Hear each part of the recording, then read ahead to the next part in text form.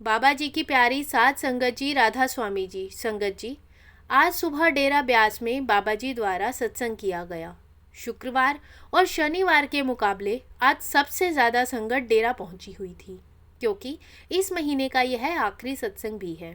बाबा जी जब स्टेज पर आए और उन्होंने सत्संग शुरू किया, तब उन्हें देखकर संगत बेकाबू हो गई। अपनी भावनाओं को संगत काबू नहीं कर पा रही थी। आज बाबा जी ने बहुत ज़ोरदार सत्संग किया। वह सत्संग आप सबके साथ इस वीडियो में साझा किया जाएगा। आज सत्संग में जो बानी ली गई वह थी आदि निरंजन प्रभ निरंकारा। यह बानी पांचवी बादशाही जी की है। बाबा जी ने इस सत्संग में हमें समझाने की कोशिश की है कि हमें किसकी भक्ति करनी है और भक्ति करने का सही तरीका क्या है। शब्द की शुरुआत ही आदि निरंजन से की गई। वह मालिक जिसका ना ही रंग है, ना ही रूप है और ना ही कोई आकार है। बाबा जी ने कहा कि हमें उस परमात्मा की भक्ति करनी है जो आदि जुगाद से चला आ रहा है, लेकिन हम सब हमेशा आसान रास्ता ढूंढने की तरफ चल पड़ते हैं। जो हमारे सामने बैठा होता है, हम उसी की भक्ति करना शुरू कर देते हैं। हमारा दायरा बहुत छोटा है, इसलिए जो हमारे सामने बैठा होता है, हम उसकी भक्ति करना शुरू कर देते हैं। पर अगर हम अपने सभी धर्म ग्रंथ पोथियों को उठाकर देखेंगे, तो सभी ने सिर्फ एक ही चीज़ कही है कि वह मालिक सिर्फ एक है। आज तक किसी भी मजहब या ग्रंथ में यह नहीं समझाया गया कि मालिक दो हैं। बाबा जी ने कहा कि जब सभी उस एक परमात्मा की ही चर्चा करते हैं, तो हम क्यों उस परमात्मा को बांटने में लगे हुए हैं। बाबा जी ने समझाया कि हमने अपने आप को शरीरों के साथ जोड़ लिया है और जो सिखाया गया था वह हमने नहीं समझा। और शरीर तो किसी का भी सदा के लिए इस धरती पर नहीं रह सकता। इसलिए जैसे जैसे शरीर छोड़कर जाते गए, हम पुराने को भूलते गए और नए की भक्ति शुरू कर दी। बाबा जी ने इस बात पर काफ़ी जोर देकर समझाया कि वह परमात्मा एक ही है और हमें उस एक ही परमात्मा की भक्ति करनी है। बाबा जी ने गुरबानी का एक बहुत ही अच्छा उदाहरण हमें दिया। आप जी कहते हैं, इक्को रंग गया सब थाई अवर न बूझे। वह एक जो हमारे अंदर है, हमें सिर्फ उसी की भक्ति करनी है, क्योंकि उसके अलावा दूसरा कोई और है ही नहीं। सपना जिया का एक दाता। बाबा जी बार बार इसी बात के ऊपर जोर दे रहे थे कि सारी सृष्टि को बनाने वाला वह मालिक एक ही है। जग जीवन साचा इको दाता। आप जी ने किसी एक धर्म के या किसी एक मजहब के बारे में बात नहीं की। आप जी कहते हैं, जो सबका स्वामी रहा समाए, वह एक परमात्मा जिसने यह पूरी सृष्टि रची है, पूरी दुनिया का वह कुल मालिक है। इसलिए आप जी निरंजन शब्द का इस्तेमाल करते हैं। अंजन माया को कहते हैं और निरंजन जो मोह माया से मुक्त होता है। अब आप जी ने समझाया कि माया किसे कहते हैं। माया वह है जिसका आना जाना लगा ही रहता है, जो स्थिर नहीं है। जैसे यह शरीर, यह भी स्थिर नहीं है। यह दुनिया में आया है तो इस दुनिया से जाना भी है। आप जी ने समझाया कि शरीर तो हमारे जीवन के वक्त में ही बार बार बदलता रहता है, बचपन, जवानी, बुढ़ापा, तो फिर हम स्थिरता की बात कहाँ करते हैं। बाबा जी ने कहा कि हमें सच को समझने की ज़रूरत है। इसके बाद बाबा जी ने पलटू साहिब की बानी उठाई। दास पलटू कहे, एक ही एक है, दूसर ना ही कोई।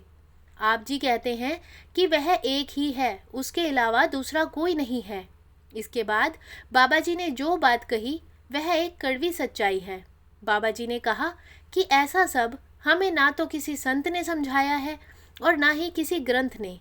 यह सिर्फ दुनिया की फितरत है कि इंसान सबसे आसान से आसान तरीका ढूंढता है और सबसे आसान तरीका इंसान चुनता है कि उसके सामने जो बैठा है, हम उसी को माथा टेकना शुरू कर देते हैं, उसी की तारीफ़ें करनी शुरू कर देते हैं। आप जी ने समझाया कि हमें समझने की ज़रूरत है कि हमें किसकी भक्ति करनी है। आप जी कहते हैं, महापुरुष एक उदाहरण बनकर हमें समझाने के लिए इस धरती पर आए हैं, हमें सही रास्ता दिखाकर हमें सचखंड पहुंचाने के लिए आए हैं। वह अपनी भक्ति करवाने के लिए यहाँ नहीं आए। सच्चे संत महापुरुष नहीं चाहते कि उनके आगे कोई माथा टेके।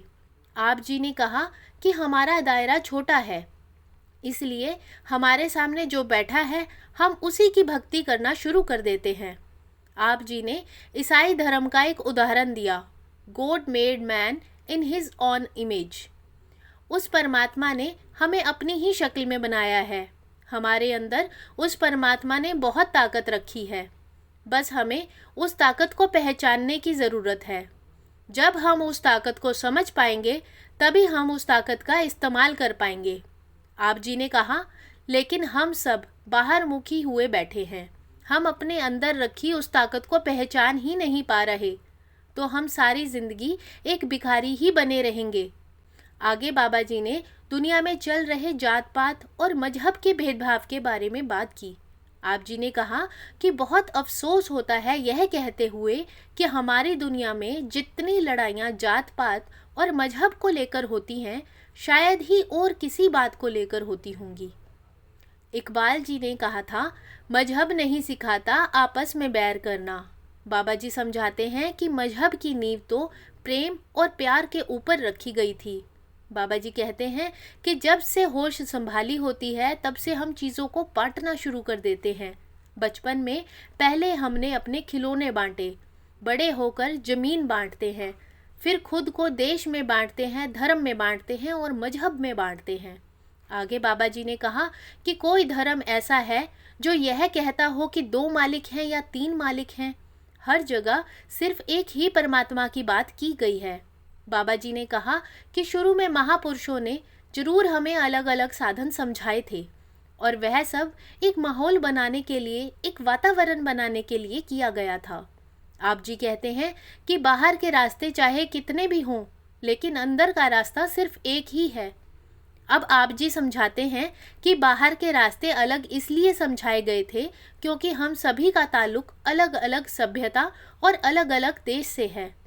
हर एक सभ्यता और हर एक देश की अपनी अपनी ताकत है, अपनी अपनी सोच है और अपनी अपनी ही कमजोरी भी है। तो उस वक्त की ज़रूरत को देखते हुए और माहौल को देखते हुए महापुरुषों ने उसे समझाने के लिए अलग अलग तरीकों, अलग अलग रास्तों का इस्तेमाल किया है। तब से यह सोच फैल गई कि सिखों का तरीका अलग है, मुसलमानों का अलग है और हिंदुओं का अलग है, जबकि अलग सिर्फ हमारी सोच है। आप जी ने और अच्छे से समझाने की कोशिश की।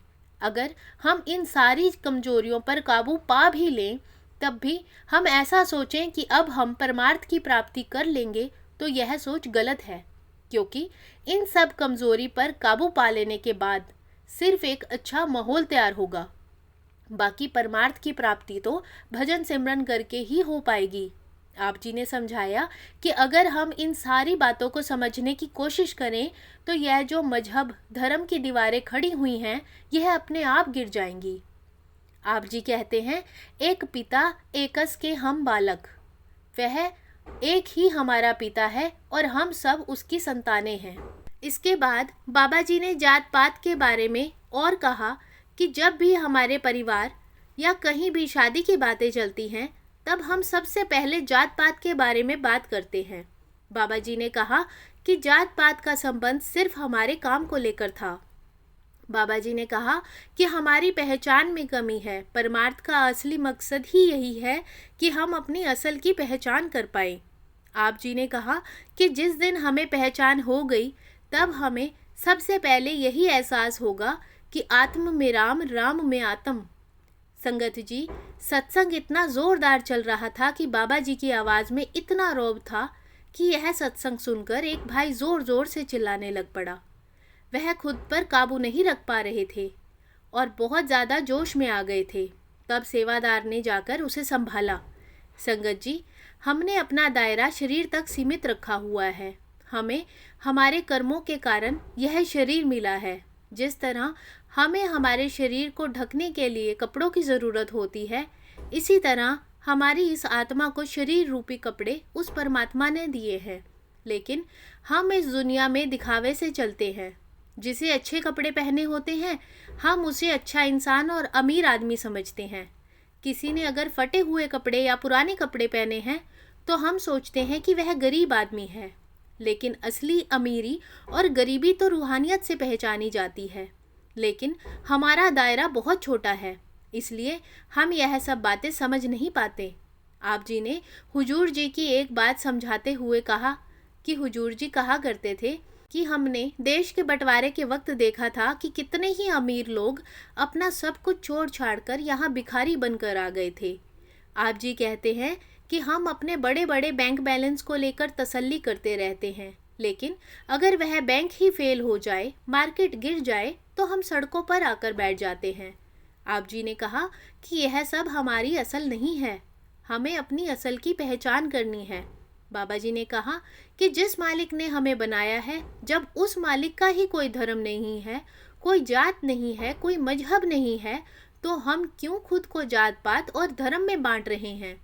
आप जी ने कहा कि जब सूरज का कोई धर्म नहीं है, तो उस सूरज की मामूली सी किरण की जात कहाँ होगी।